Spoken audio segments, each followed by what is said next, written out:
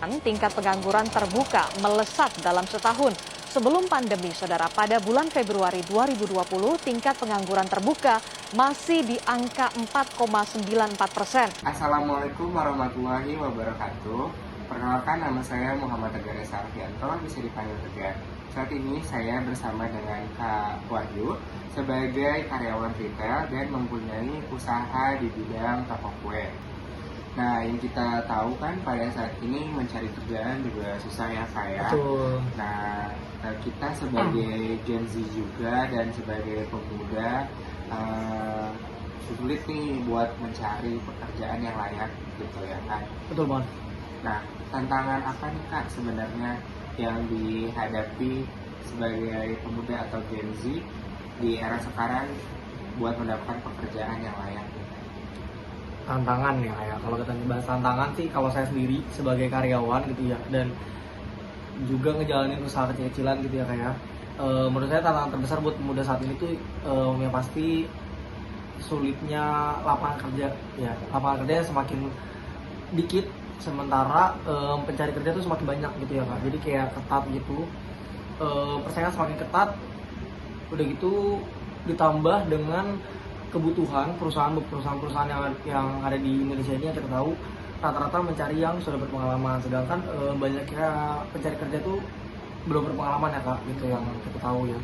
Udah gitu tantangannya lagi adalah kalau misalnya sekarang itu banyak pekerjaan-pekerjaan yang upahnya masih di bawah standar minimum Kak, gitu. Jadi udah lapangan pekerjaannya dikit, upahnya pun juga kecil gitu ya. Udah gitu juga karena saya sebagai pelaku usaha ya, pelaku UMKM, saya juga ngerasain kesulitannya. Gimana sih kesulitannya ngejalanin usaha kecil Kak, mulai dari keterbatasan modal gitu ya, terus juga sulit juga buat memasari produk-produk yang saya buat gitu ya kayak, dan juga kurangnya pelatihan agar pelaku bisnis kayak saya atau mungkin rekan-rekan yang lainnya di luar sana itu buat berusaha untuk terus berkembang kayak gitu. Nah, pertanyaan terakhir nih Kak, apa harapan Kakak nih terhadap peran pemerintah dan pemangku kebijakan untuk mendukung pertumbuhan ekonomi yang inklusif nih Kak bagi pemuda dan generasi Z? Peran pemerintah ya kayak untuk sebagai pemangku kebijakan terutama dalam pertumbuhan ekonomi. Yang pertama pasti harapan saya tuh pemerintah bisa memperluas ya, makin memperluas. Tidak hanya cuman janji, yang pasti memperbanyak pelatihan keterampilan dan juga kesempatan bekerja di luar sana untuk anak-anak muda di Indonesia itu terutama ya.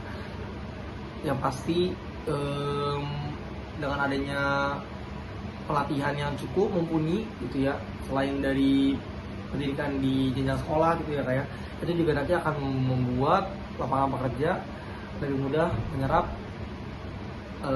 kandidat-kandidat kayak gitu Kak.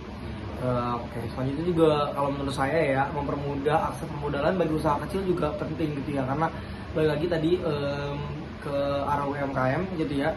Karena saya sebagai pelaku UMKM gitu ya, saya berharap gitu ya pemerintah juga bisa nih membantu promosi produk-produk UMKM, lalu juga mungkin membantu permodalan untuk usaha-usaha kecil gitu ya kayak, agar apa? Agar kalau misalnya nanti usahanya sudah berjalan, sudah berkembang, itu nanti bisa membuka lapangan pekerjaan lagi untuk teman-teman di luar sana kayak gitu Kak. Ya, dengan adanya dukungan kayak gitu sih ya, menurut saya pemuda-pemuda gitu ya, anak-anak muda sekarang Gen Z gitu ya, bisa mendapatkan pekerjaan yang layak atau bahkan bisa menciptakan pekerjaan yang mumpuni lah gitu untuk teman-teman kayak gitu.